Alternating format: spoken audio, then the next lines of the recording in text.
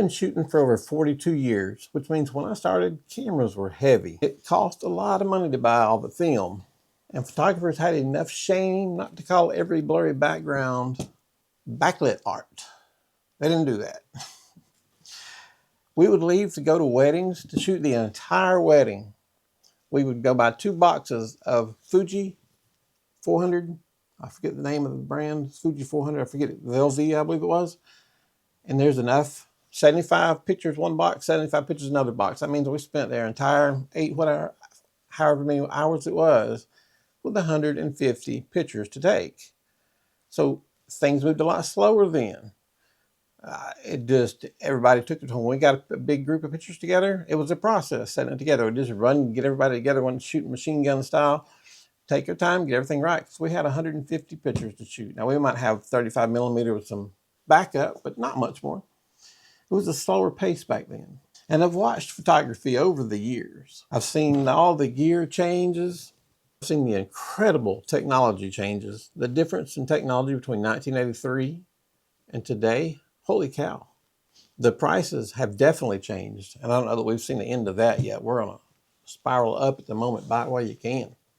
But photographers, don't worry about us. Inside, we're still the same. We're still doing the same ridiculous things. We're just doing it with better autofocus now. And after 42 years of being behind one of these little boys, I can really tell you what it's like to spend 42 years behind one. It's different. You'll be the only person in your group of friends that probably has this job that everybody likes to give you a hard time about having. Oh, you push a button for a living. It's just funny stuff, good stuff. Now, what I want to tell you today, I'm not going to do the inspirational talk.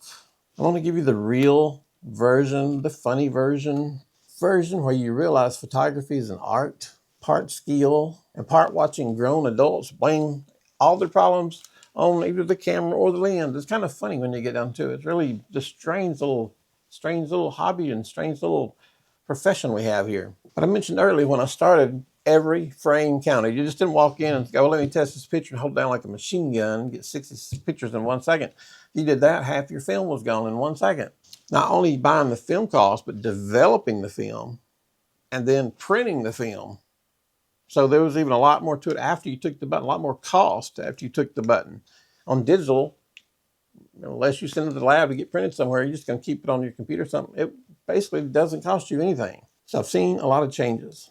You had to do a lot of thinking back then before you took the picture and have it planned out and ready to go. Like you would, I had a shot like do at the weddings where I would take the bride and groom, put them in the center, have a big window from the church if they're getting married in the church, and shoot across the church while they were holding hands and with the window light behind them. So I had a few shots I knew I had to get in my head with film, the right film that I wanted to use before I just came in and started shooting like crazy. Today, people pick up the camera and shoot 800 pictures and go, I just want to make sure I got one. You got one? Good gracious alive. It really is amazing how the philosophy has changed, the new generation, my old generation, and I'm sure there's a generation in between there. It should be 40 years. It's 2 generations, I think. So I started in 83, and now it's 2026. That's a lot to see. And if you're shooting that many pictures, if you're shooting legitimately 10 to 15 pictures of the same shot, the same person, and you just want to make sure that you've got it right, then you're doing something wrong. All you're proving is that you don't trust yourself. And you're making whoever you're taking a picture of a little uncomfortable because they think he don't know what he's doing.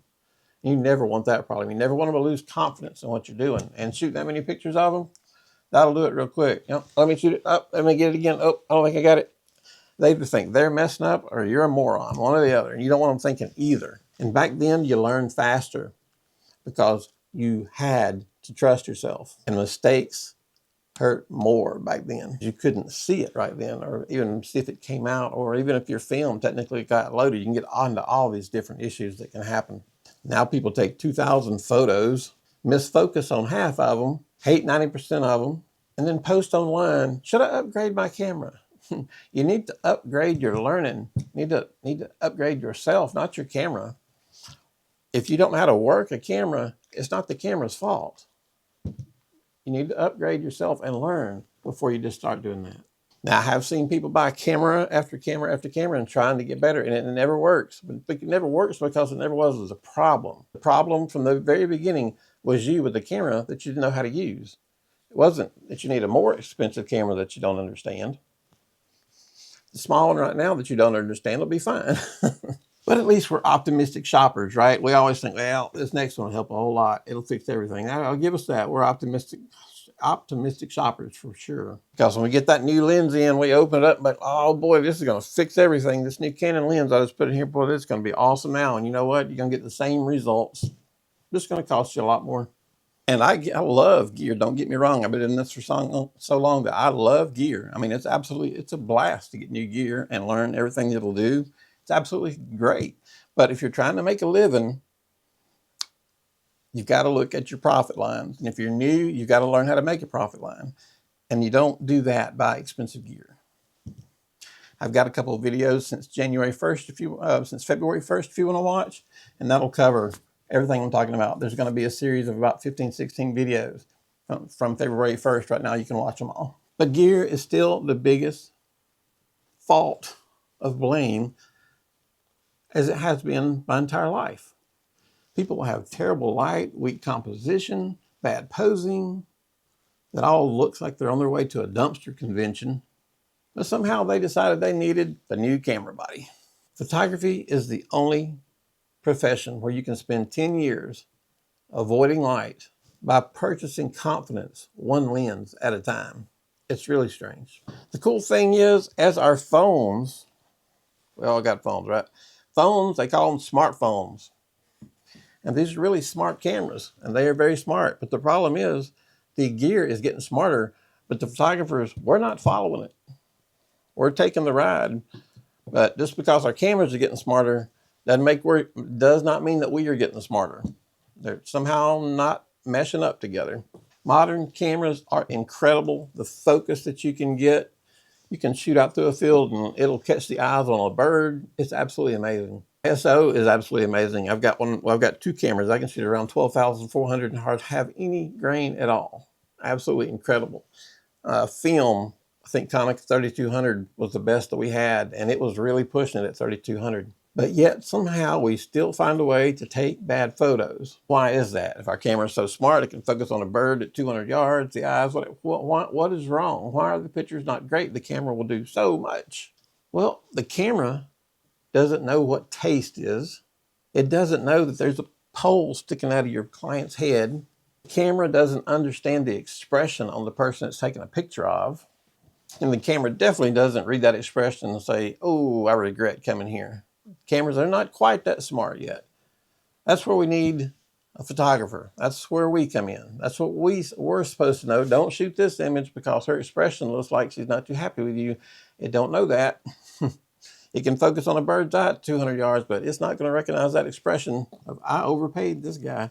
And the only thing I've really noticed in all these years of people that keep buying gear all the time is the fact that people just keep making mistakes faster. After 42 years, I've learned that better cameras mostly help people make the same mistake faster. That's progress, I guess, in somebody's eyes, not mine, maybe somebody's. And one of the problems is where all this advice is coming from. I did a video in this stretch of videos. It was one of our most popular, and it should have been. It was very, I think I nailed it, called Bad Advice, because I had a lot of things that ring true. But I think part of the problem is where we're getting our advice nowadays. It used to come from mentors and books, people that had studied, people that had been shooting for a long time. They had actually earned the right to write a book. They had the knowledge. People who had done workshops and had learned from experience. Now it comes from a guy in a hoodie with a ring light sitting in front of him. You can see that ring light always in their eyes. I hate the ring light being one of those little round ring lights.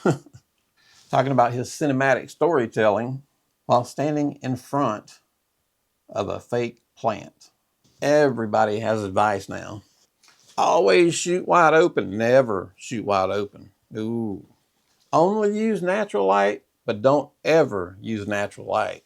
That's what you'll get if you look long enough. Only shoot raw. Definitely never ever shoot raw. Only JPEG. But only shoot JPEG, never shoot raw. Always shoot raw, never shoot JPEG. See, there's plenty of advice out there. You can just throw advice.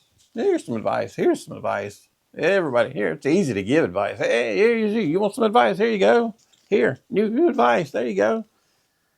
It's crazy the way we consume advice. We have more information now in front of us than any generation in history, but we're not very smart people.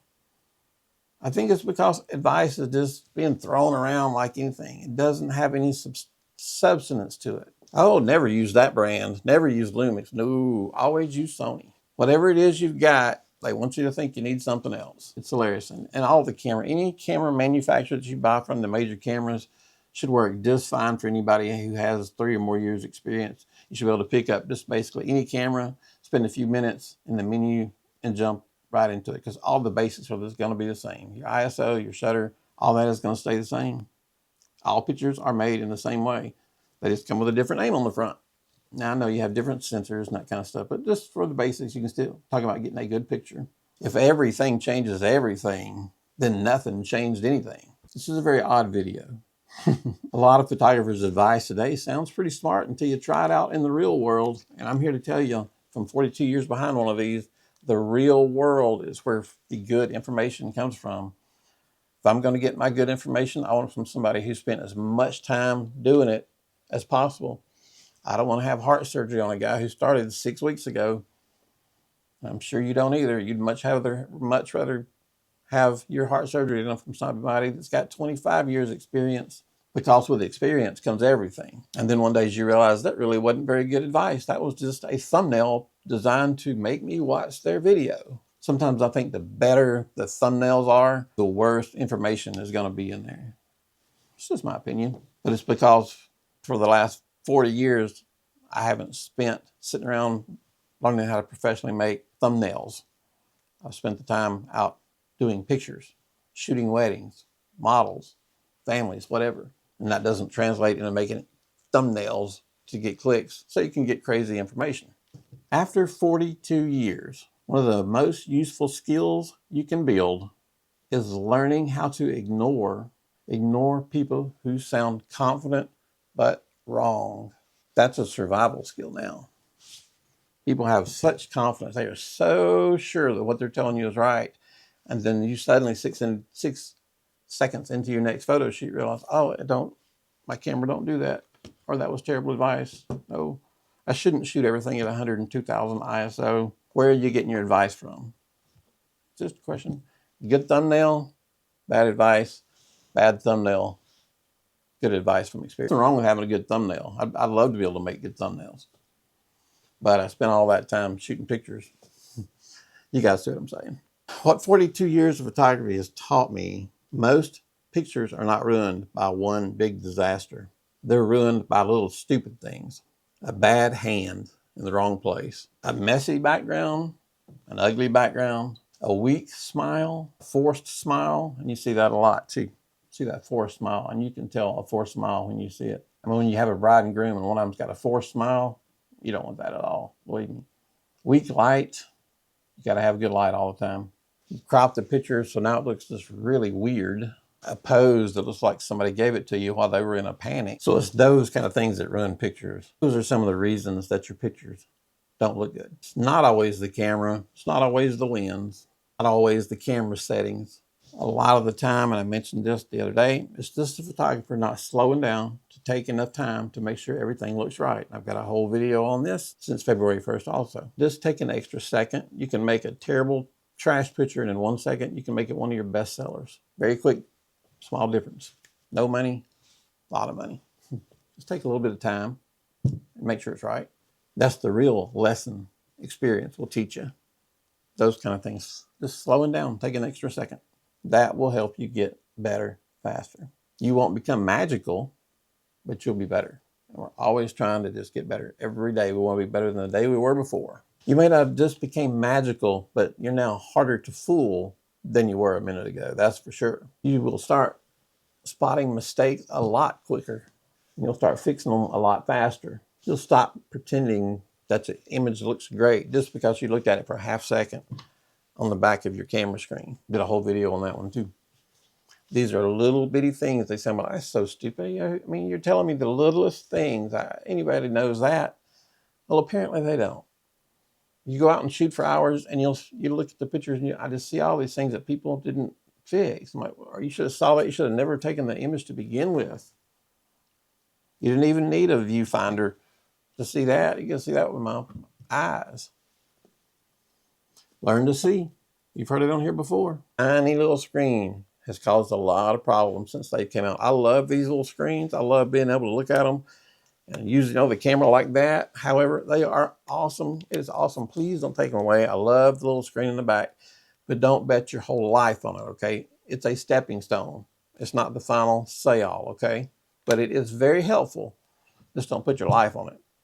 If I'm shooting a bride and groom and I've only got the one shot, I'll look at it really quick, but I'm also going to pull it up in the monitor. I'm going to look at it as close as I can before I take the picture. I'm going to know what everything in that picture is before I take the picture. And then when I'm going to take that second or two extra afterwards, if it's a super important picture, I'm going to pull it up the best I can. Now, the best thing you can do is you can have a monitor on top so that you can see the expression. This is the Andesini T6. You can get one of these for less than $100.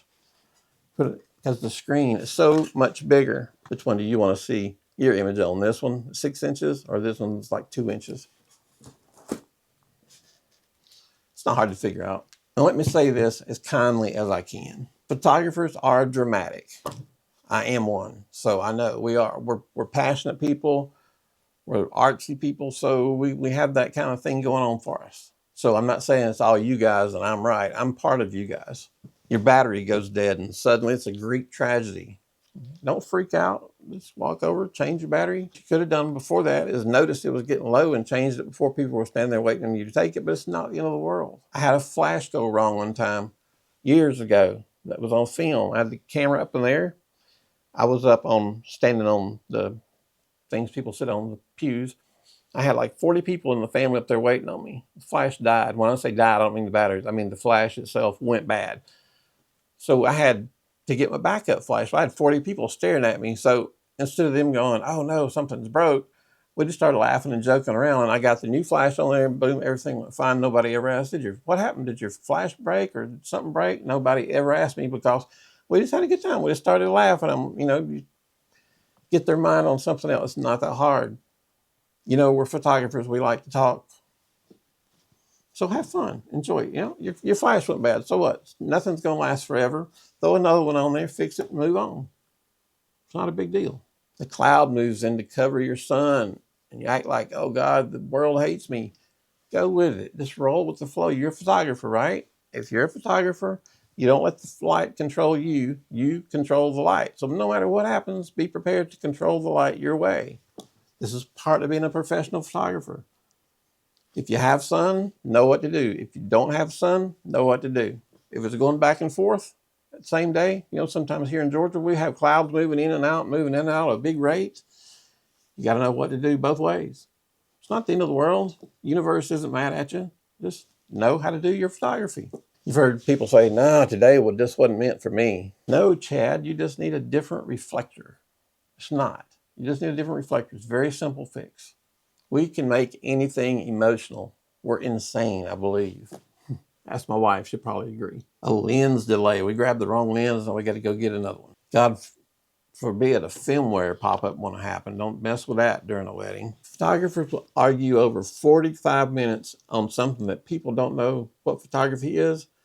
They won't even know what you're talking about. They have never heard of it in all of human history, but we'll take 45 minutes to stand there and debate each other on it. Micro Four Thirds is the worst kind of sensor in the world because compared to a full frame sensor, you don't have the great low light. Well, I've got my Micro Four Thirds sensor and I can use it because I've got 8 stops of image stabilization. Your full frame camera don't have image stabilization. Now people hear this kind of talk and they're like, okay, they don't know what in the world you're talking about and they don't care. But you see, we find these things to talk about, and I'm sure I'll probably get comments on the Micro Four Thirds thing versus the full frame. It's fine. It happens. It's an argument that goes on every day. Just want to bring this stuff to your attention so you can bring it out, because sometimes we're real bad at looking into ourselves. We just look at other people. We need to always take that first step and accuse us first before we accuse somebody else. Photographers, we're all crazy in a very specific way. We complain constantly. We buy way too much stuff. And if I could spin this camera around right now, you go, my God, what's he doing with all that kind of stuff? It's like a camera store in here. May not quite be Marcus Pick's camera store, but it'll hold its own. We overthink everything. Absolutely, no doubt. More than just photographers do. There's a lot of people that overthink everything, but photographers definitely go into that group of overthinking everything. Don't assume that every step of the way, the most possible thing that can go wrong will go wrong. Now, my wife says I'm a pessimist, and I probably am. So when something goes wrong, I'm not that surprised. I was pretty much figured it would happen anyway. Oh, the camera's broke. Grab another one. So you just got to be prepared for these things. We are emotional people.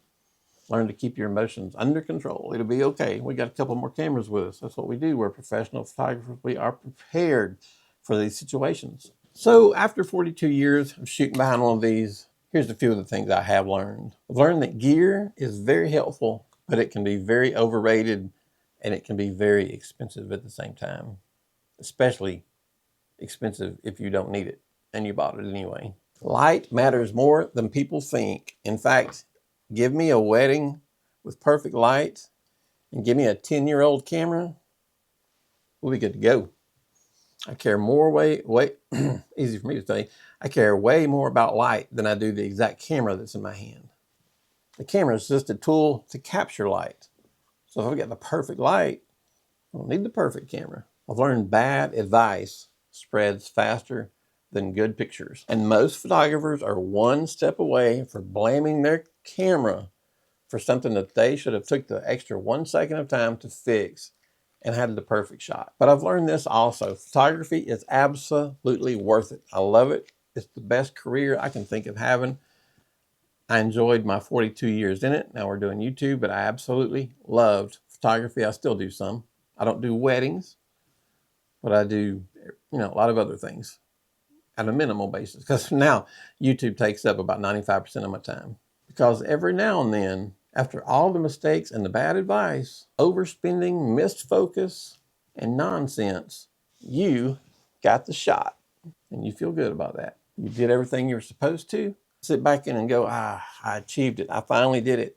I couldn't have done that 3 weeks ago, but I've done it now.